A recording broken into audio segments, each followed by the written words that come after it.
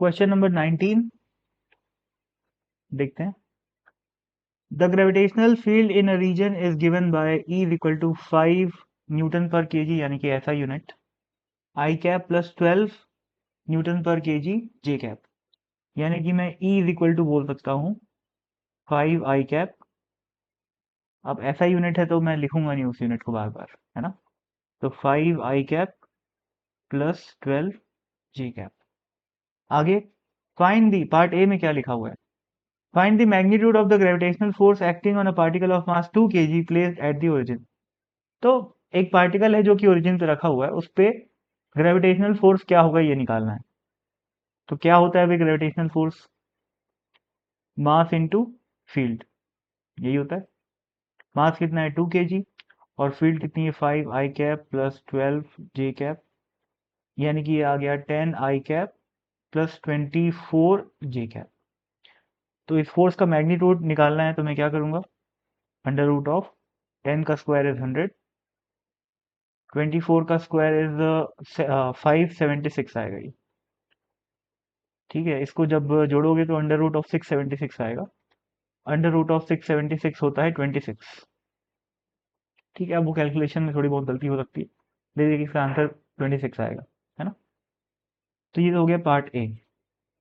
Part B में क्या लिखा हुआ है, find the potential at the points 12.0 and 0.5 if the potential at the origin is taken to be 0।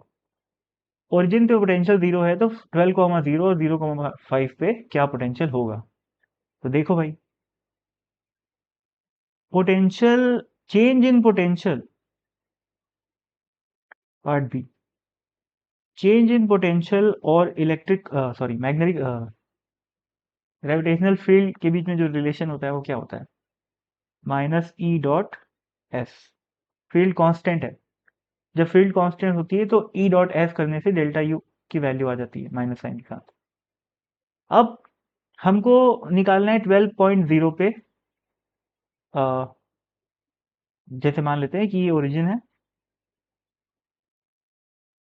और यहाँ पर है 12,0, तो अपन पार्टिकल को यहाँ से यहाँ ले जा रहे हैं।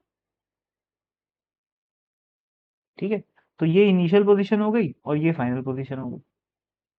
तो डेल्टा यू मतलब क्या हो जाएगा, U F minus U I is equal to minus ई।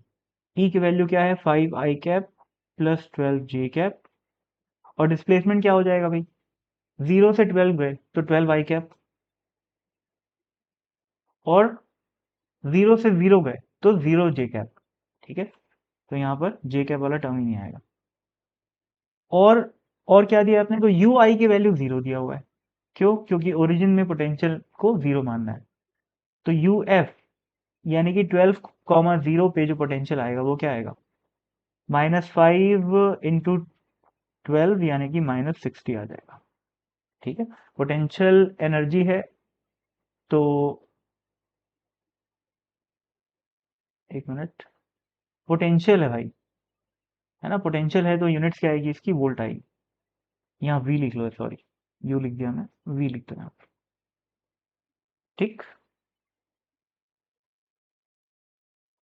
तो ये हो गया -60 वोल्ट। ये तो हो गया एक पार्ट का आंसर। दूसरा, अगर मैं इस पार्टिकल को ओरिजिन से ले जाऊं कहां पर, इधर 0,5 वाले पॉइंट पे।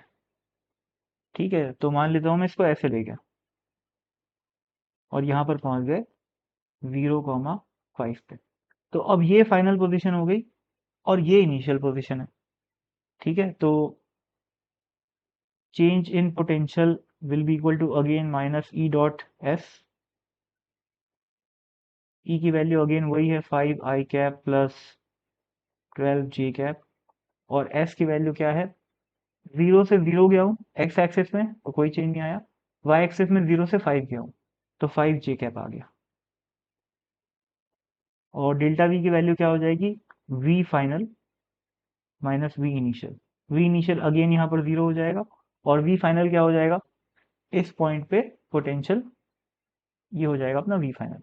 ठीक है, तो ये आ जाएगा अगेन, देखो भाई ये 12 इंटू 5 कितना हो रहा है, 60 फिर से, माइनस साइन बाहर है तो फिर से आंसर क्या आ गया, -60 वोल्ट।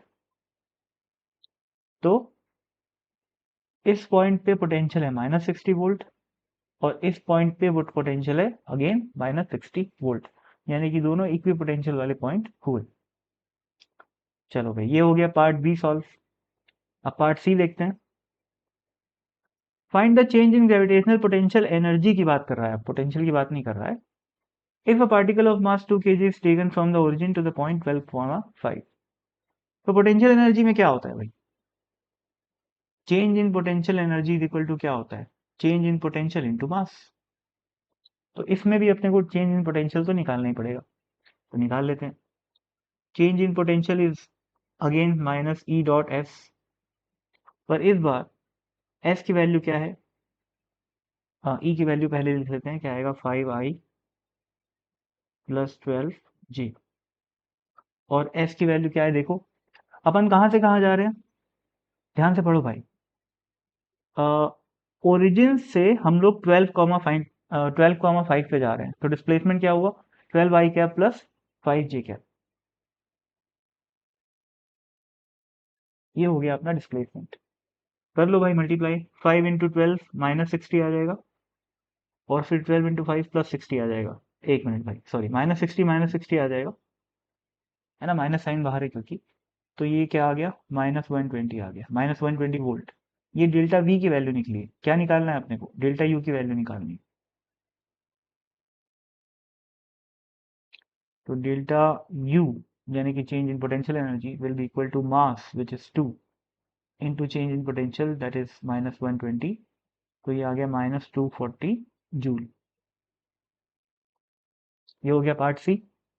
आगे पार्ट डी में क्या लिखा हुआ है, find the change in potential energy if the particle is taken from 12,0 to 0,5।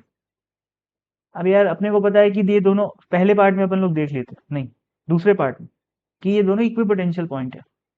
Equi potential point है तो चेंज इन पोटेंशियल 0 आया, तो चेंज इन पोटेंशियल एनर्जी भी क्या आएगी, 0 आएगी।